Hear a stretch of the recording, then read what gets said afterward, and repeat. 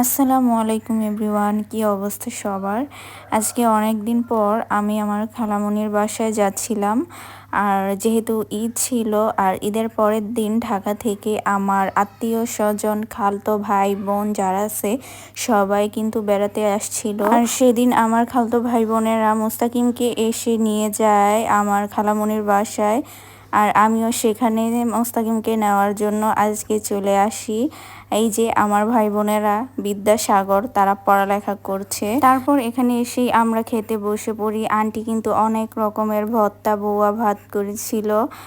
তারপর আমরা বেরিয়ে পড়ি শাকসবজি তোলার জন্য। আমার আন্টিরা কিন্তু একটা বাগান বাড়িতে তারা অনেক শাকসবজি লাগিয়েছে, এবং তাছাড়াও একটা পুকুর পাড় আছে। ওই পুকুর পাড়ের চারদিক থেকেও কিন্তু অনেক শাকসবজি লাগিয়েছিল। আর অনেক অনেক কিন্তু ফলমূলের গাছও ছিল। এখানে কিন্তু অনেক ডালিমও হয়েছে। আর আমার খালামণি আর আম্মু কিন্তু এই সব সিম গাছ থেকে অনেক সিম তুলতেছিল। যদিও এখন সিমের সিজন শেষ, কিন্তু এই গাছে প্রায় অনেক সিম ছিল। তারপর এখানে একটা মিষ্টি আম গাছ আছিল। আর এই আমগুলো কিন্তু কাঁচা থাকতেই অনেক মিষ্টি লাগে।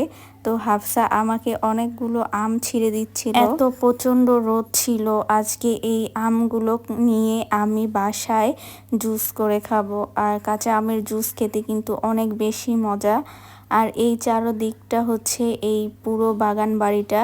আর এই বাগান বাড়িটা কিন্তু চারদিকে অনেক শাকসবজি আছিল। এই যে এখানে অনেক ডাঁটা লাগানো হয়েছে। আর মাশাল্লাহ অনেক সুন্দর পুঁইশাক হয়েছে। আর এই পুঁইশাক দিয়ে কিন্তু চিংড়ি মাছ বা নোনা ইলিশ খেতে কিন্তু অনেক বেশি মজা। যদি কেউ বলে যে আমার সব থেকে ভালো লাগার জিনিস কি, আমার সব থেকে ভালো লাগার জিনিস হচ্ছে এই শাকসবজি গাছ টাছ, ফলমূলের গাছ লাগানো। এগুলো হচ্ছে আমার সব থেকে ভালো লাগার জিনিস।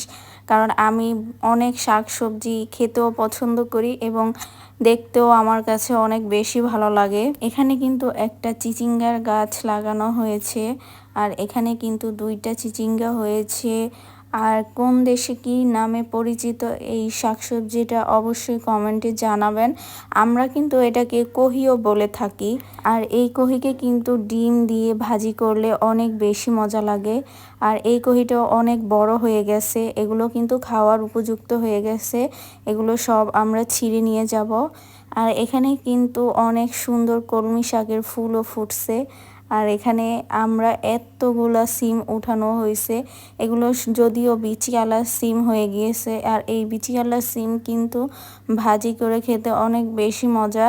আর এই যে এটা হচ্ছে আমাদের দুলাভাই। আর দুলাভাই কিন্তু অনেকগুলো শাক তুলে দিচ্ছিল। আর সবচেয়ে বড় কথা হচ্ছে এই দুলাভাই কিন্তু এই বাগানের পরিচর্যা করে আর এই শাকসবজিগুলো লাগায়।